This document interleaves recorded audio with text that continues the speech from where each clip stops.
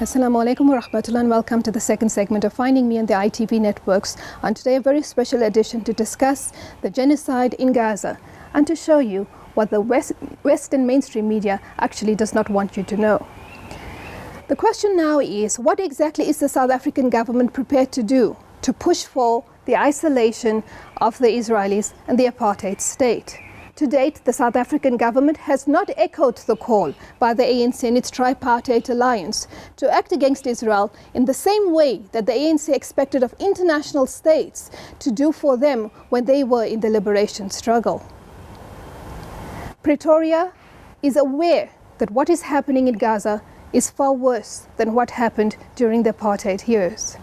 Let's hear what Norman Finkelstein says in 2012 when he refers back to Operation Cast-Lead that took place in Gaza December 2008 and into January 2009. And so the first question I think we have to ask ourselves is, was there a war in Gaza?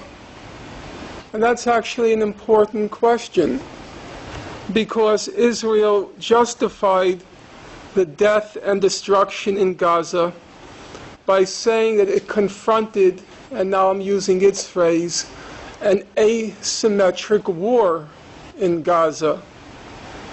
And many of Israel's defenders said, yes, there was a lot of death and destruction in Gaza, but that happens in the fog of war. That is, there's lots of confusion on the battlefield. Split-second decisions have to be made, and so inevitably, if regrettably, innocents get killed and there's a lot of destruction. After those 22 days of death and destruction, many Israeli soldiers testified to what they experienced.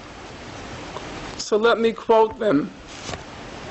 Soldier, there was nothing there. Ghost towns. Except for some livestock, nothing moved. Israel used insane amounts of firepower in Gaza.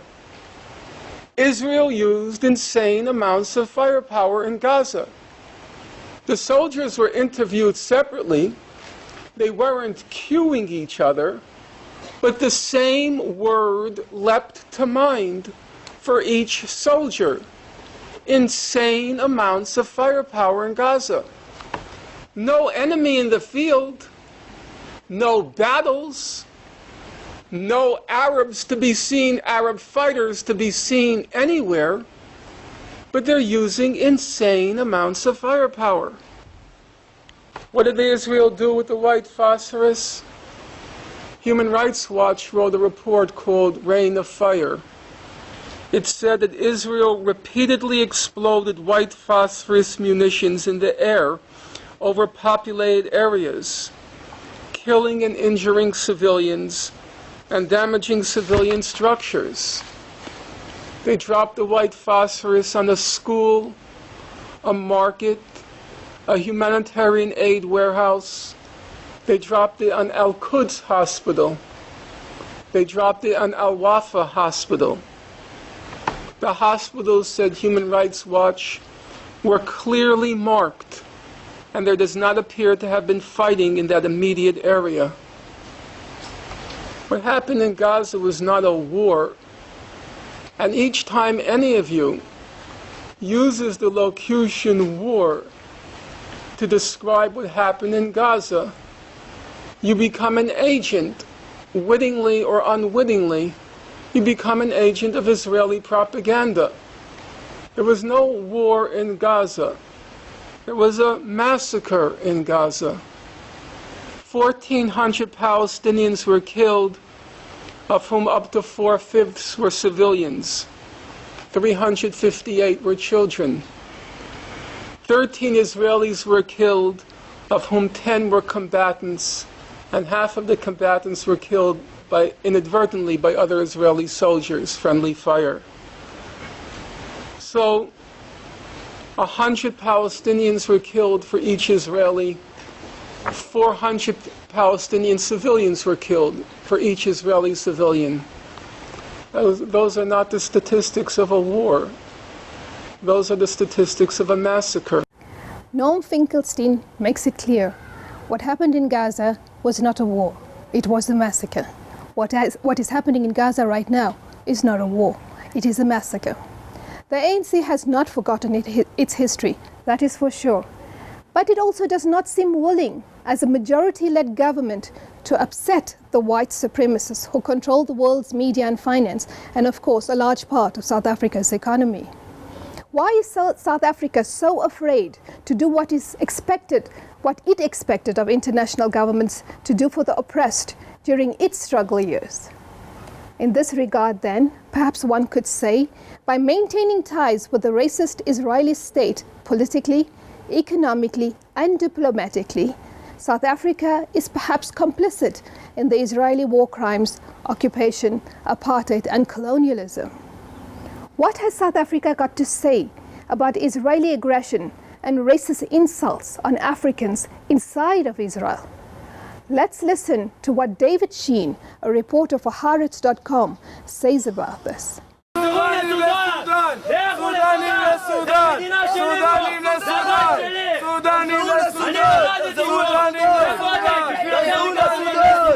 I've witnessed people just go straight up, going up to African people who are minding their own business, not doing anything to anyone, screaming it and yelling it with fierceness and aggression and, all kinds of insults and sexual insults. And it's like a funny joke in the neighborhood to pick up dog feces and throw it at nursing mothers, African women who are nursing their babies. In recent years, non-Jewish African people from East Africa mainly have been entering the country, fleeing persecution, fleeing ethnic cleansing where they themselves originated from, which is, for the most part, Eritrea and Sudan. First of all, they're non-white, so they're suffering from white supremacy. They're not Jewish, so they're suffering from Jewish supremacy. They're not citizens, so they're suffering from nativist supremacy,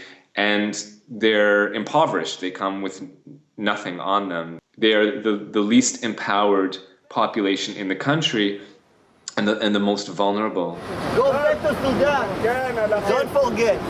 As long as activists are present, it prevents full-scale violence from happening. As long as media is there, it acts as some kind of stop guard.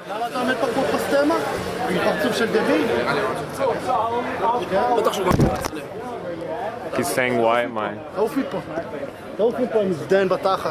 Hardcore activists will start, physically intimidating us, physically, harassing us until it's no longer physically safe to even be there. That's when, the full-scale violence happens. That's when we had, people, 1,000 people running through the streets of South Tel Aviv, running rampant, any store that was owned by an African person, smashing it, stealing stuff, breaking stuff, any African or dark-skinned person that they found, beating them or throwing stones at them or taking beer bottles and smashing it over them. The government, the ruling party, and other parties campaigned on they will take a strong stance, they will prevent more Africans from coming into the country. It's just across the board, from Kadima on the left to Likud, Shas, to pretty much all the center and right-wing Israeli parties vilified African people and advocated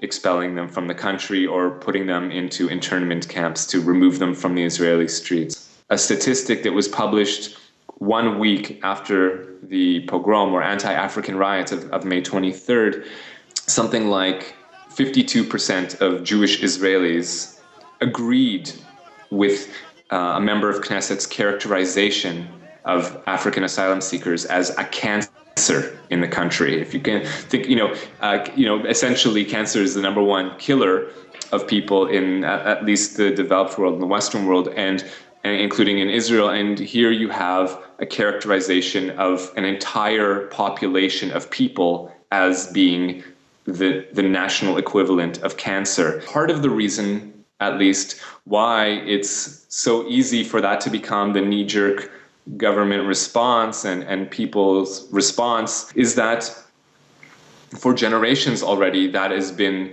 the encoded response towards Palestinian people.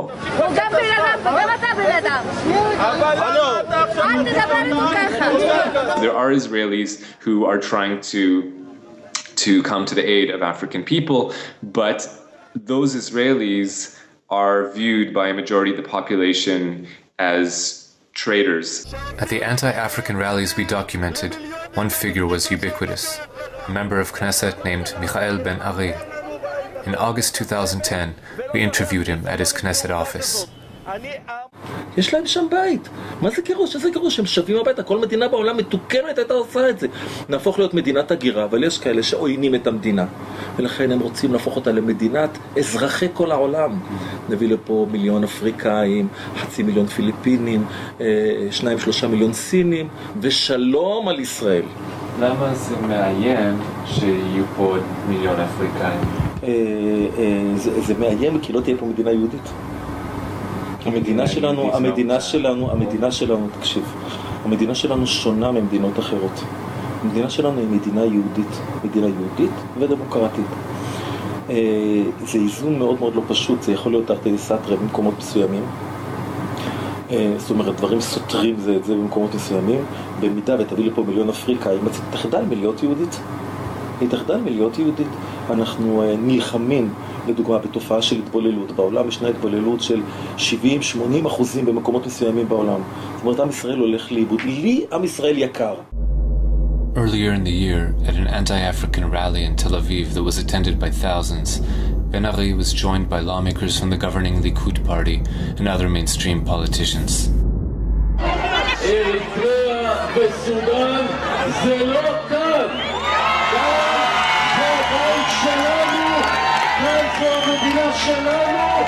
אבל הדבר החשוב ביותר זה לגרש את המסתננים לארץ ישראל ולשמור על מדינת ישראל כמדינה יהודית.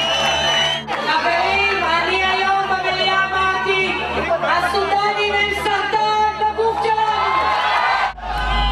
Minutes after the rally, 1,000 Israelis rioted, attacking African homes and businesses and assaulting any African they found in the street. Here is footage shot by one of the participants in the riot, a supporter of Michael Ben Ari. Considering the exceptional hatred and ingrained racist beliefs of the Israelis towards Africans, I ask again, why is South Africa dragging its feet on implementing ANC resolutions that demand the government expel the Israeli ambassador and adopt BDS? But let us remember that these attacks will continue, the suffering will continue, the pain and anguish will continue, because not a single Arab leader has the ability to stand up and support the Palestinians. Let's listen to what George Galloway says when he comments on the Arab dictatorships. As Chris Nynam also said, there are demonstrations all over Europe and North America and the Far East. The one place there are no demonstrations is the Arab world, which is silent whilst this genocide is going on.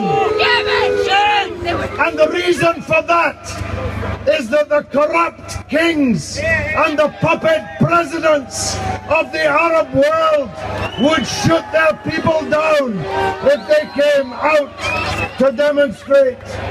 And there will be no freedom for Palestine until these rotten dictatorships are swept away by their people.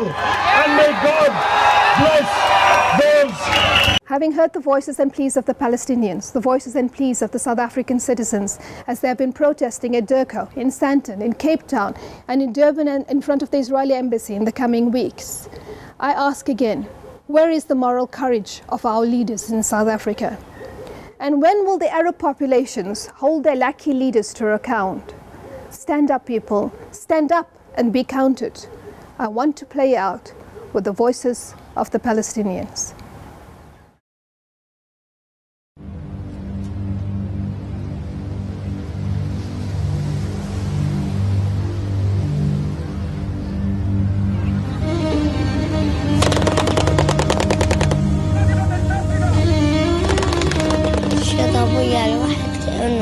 فقد كل قرايبه.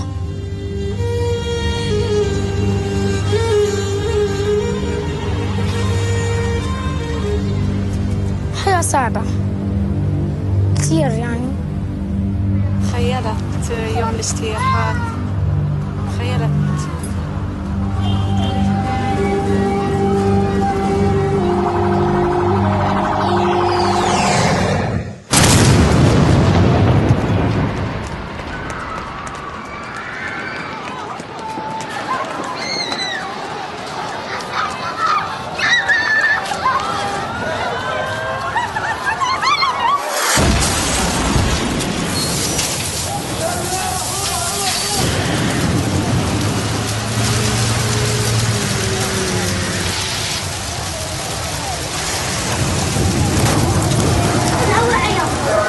تعال اطلع برا. ليش عم نطلع ايش